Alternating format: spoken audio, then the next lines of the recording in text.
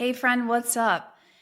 We are talking today about how to become unstoppable as a leader, as a fundraiser, no matter what's happening in the world. I have spoken to so many leaders who have had either them directly be impacted by a loss in funding or their partners that are really important to carrying out their mission. Their partners have lost a lot of federal funding, whether that's locally in the US or all over the world. And there's so much uncertainty. There's economic uncertainty. There is a lot of political turmoil. There are so many massive funders who are divesting from diversity, equity, and inclusion.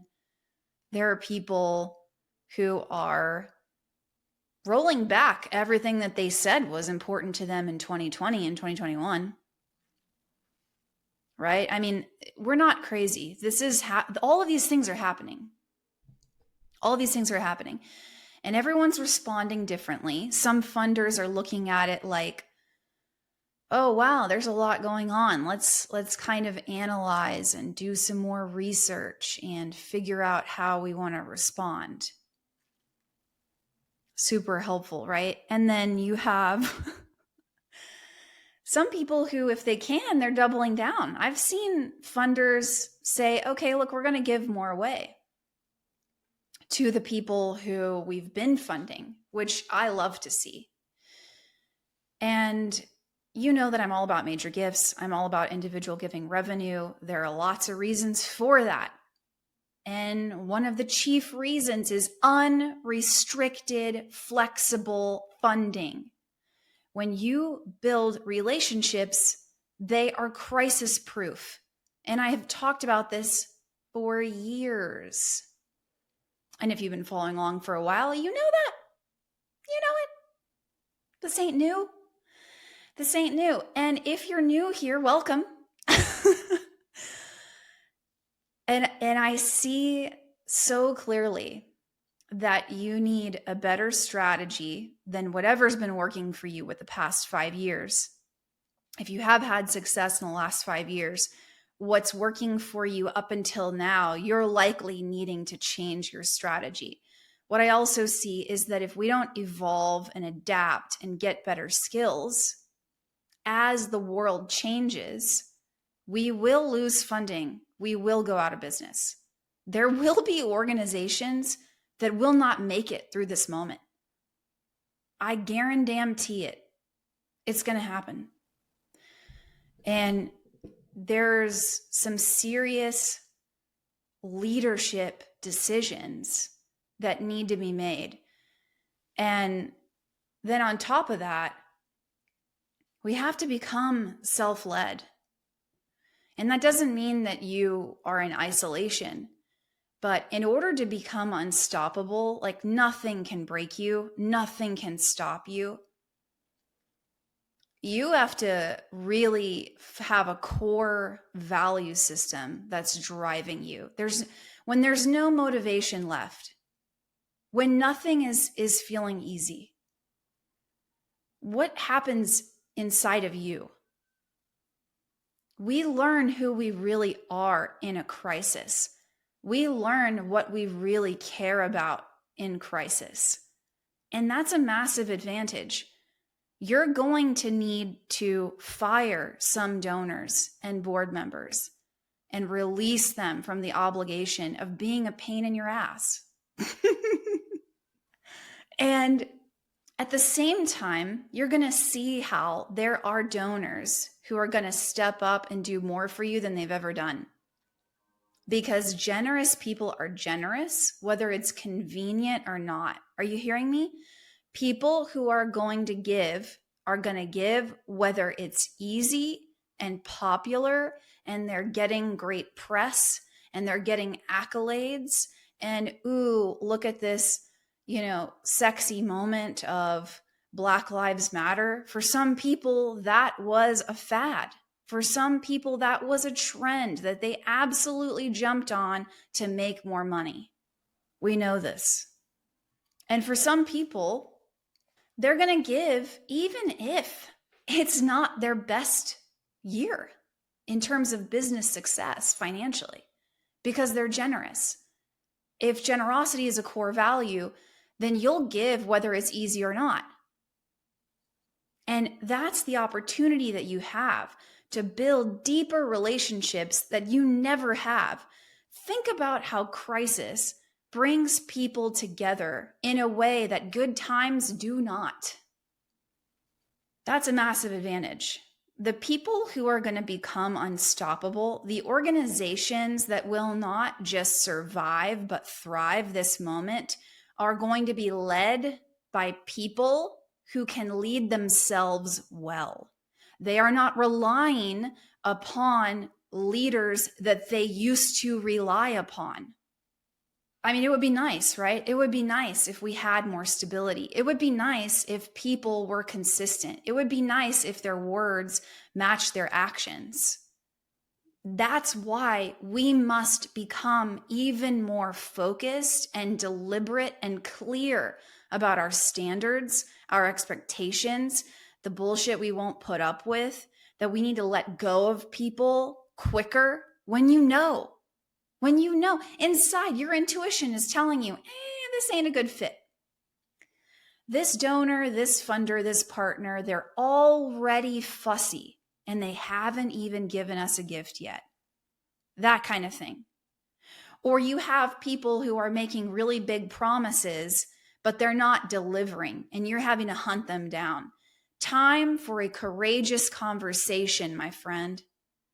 This is the moment for bold leadership, because let me tell you something, it ain't gonna get easier. This is 2025. This is the top of 2025. I'm recording this and it's the beginning of April. And the good news is that you can become unstoppable. That's the good news. It's absolutely possible. You can become unbreakable. I started fundraising in 2009.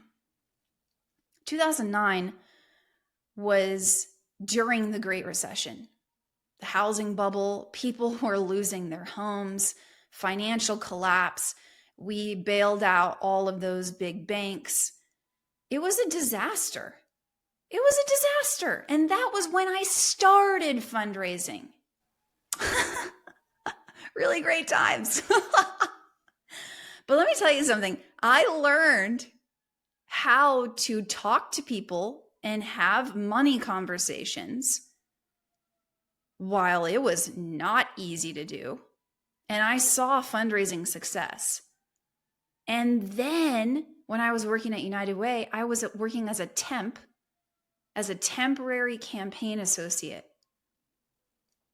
And I had to go and raise money from federal employees while there were massive furloughs, which is just federal language for layoffs, or like people, I think they just don't get paid. I can't even recall what exactly it is. And I was the first up, right? So it was like their workday started ridiculously early, and I had to drive all the way to Orange County from LA and speak in front of federal employees to try to get them to give like $20 a paycheck to United Way. When the morale was like at an all-time low and nobody gave a shit what this 25-year-old kid had to say about giving $20 a paycheck, right? I mean, I brought donuts just to basically bribe people. I was like, these people don't even care what I have to say. I'm speaking in front of hundreds of employees. I'm in my 20s and they don't have, I mean, no one was paying attention. It makes me laugh now. It was brutal. And I was trying to make friends just so that I had like maybe a few friendly faces in the room when I came back the next time. And I had to learn, even though I would say I'm more naturally talented at communication and speaking, I had to learn how to hold people's attention when no one cares and everyone feels like crap. And there are hundreds of them, and you're on your own. There's nobody to look to. Hey, so now I'm going to pass it to my colleague. Nah, it's me. That was a crucible. People were not happy, and for good reason. It was valid. I mean, you could look back on that and you could say, wow, they really fed you to the wolves, Julie. You didn't really, I didn't know what I was getting myself into. Nobody prepped me for that, really. But I got so much better, so much faster because I didn't quit and I learned the power of iteration. Repetition is let me do this again and again and again and hope for a better result. That, right, is craziness. Isn't that the definition of being crazy? Doing the same thing over and over and expecting a different result. Whereas when you iterate, you get feedback, you learn. So you take the time to learn. Learning is, by the way, how do I need to change? That's what learning is. What am I doing that needs to be improved? I see some leaders who are so fragile, they can't even take feedback. They're like, what? There's something that I need to do better? I'm like, oh my God, how are you expect to survive? I don't get it. Are we really like that weak? I don't think so. I refuse to believe that. Because at the same time, I see people get feedback, integrate it right away. And they're like, oh, if I make this change, it's going to unlock what was taking me the same amount of time and effort to raise 100K. Now I can raise 5 times as much. When you decide to learn and grow and you're self-led, you don't need somebody to give you instructions. You can actually take accountability for what you need and get the support. You do not suck at this. You just don't have support. You don't have the right strategy. You need better skills. Your skills served you when times were easier. And now that ain't gonna fly. You have to adapt. We all do. And you can bet that there are organizations that didn't make it through the Great Recession. And you can say that's sad. That shouldn't be how it is. Well, it is how it is. We can talk about how things are and how it's not right and it's not fair. We can't stay there. What are we going to do about it? And the way in which you can become unstoppable, that no matter what's happening in the world, is you are self-led. You're being more of yourself. You're showing up in an authentic way. You're committed to growth and learning. You are not satisfied with the status quo of yourself, of who you've been. Control the controllables. There's a lot we cannot control. We can't dwell on it. What can we change? How can we evolve and adapt? That's what we have control over. And the people who are focusing on that, they're going to improve. They're going to get better. They're going to raise more in less time with less effort. They're going to figure it out. And all of this is not done alone. It's not done in isolation. You must combat the lies with truth. The lie that you should figure this out on your own is holding you back. How much longer will you allow it to hold you back? How much longer will you convince yourself in this shame spiral of, well, I should have figured it out by now. I should be able to do this on my own. Why can't I figure this out? Newsflash, everybody who's raised more money than you didn't do it alone.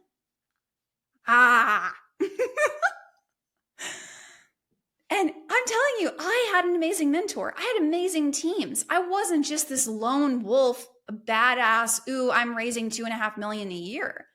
I was collaborative with people.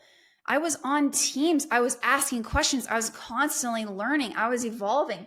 I was asking people, hey, how are you doing this? I went to be around other leaders who were raising 7, 8, 9-figure gifts. And yeah, ain't shit changed. A lot of them were at universities and hospitals, but there were things that I learned about how they had donor conversations that changed my life forever because I chose to learn from other people and I got the result faster. Not because I'm smarter, better, more strategic. I learned a lot of this stuff from people who were doing these things. And I wanted to do these things. And I invested in community. I didn't wait. I didn't wait for an opportunity to come along or quote the perfect time. There is no perfect time. It's an illusion. So what are you going to do about it? Are you going to invest in yourself? Are you going to get around other people who are making bold moves, who are raising more money, who are working smarter, who are not giving into the age-old raise more with less? That's cute, right? We're still trying to do that. It's ridiculous. It's ridiculous. Also, another lie. A lie that they're telling you so that they don't have to invest in you. I mean, we have to like cut the BS. Like all of this facade, this fakeness, this like these words, like too many of us are giving into people's words. They say the right stuff and sometimes it means nothing. And in order to hold people accountable and step into bold leadership, you need to lead yourself well first. It starts with you. If you expect donors to be accountable, you need to be accountable. If you expect donors to be bold and to do bold things in a very difficult time, you need to be bold and do difficult things. If you are expecting people to give big, but you are playing small, what sense does that make? Do you think that people who are afraid attract bold donors? Think about it. Bold vision, bold leaders attracts bold donors and bold givers. It's an inside game. So while it may feel like everything's on fire, and while there is crisis all around us, the people who are resilient and who are unstoppable will rise. They will raise more money. They will attract people who are generous. They will uphold a higher standard and not give in to the BS and not placate to the words that people say, but hold them accountable to taking action. And we must embody these things. We must be self-led. We must make decisions and lead people in a way that we never have. And it starts with leading ourselves well. So my call to action for you is this. If you have been listening for a while, if you've been listening to my podcast and you get a lot out of it, what are you going to do? Because listening to this podcast and getting a shot in the arm, getting a pep talk every week is insufficient. You need to invest in yourself. You need to get inside Courage Lab. You need to invest and get real coaching. If you've benefited from this free podcast, imagine what it's like to work with me as a client. If that is your next step, you need to take the next step right now. You need to go onto my website and you need to sign up for Courage Lab today. Ordinarily, I am not as direct as this, but some of you, there is no more time to waste. And you know that that's you. There will not be a perfect time. You cannot wait for people to approve. We cannot make every big decision by committee. You need to move this forward. You need to take action and get a better strategy, get better skills, and get some real coaching. Let's work together. Do it today. Do not wait. Waiting is the enemy. This is real, and you know what you need to do. Until next time, see ya.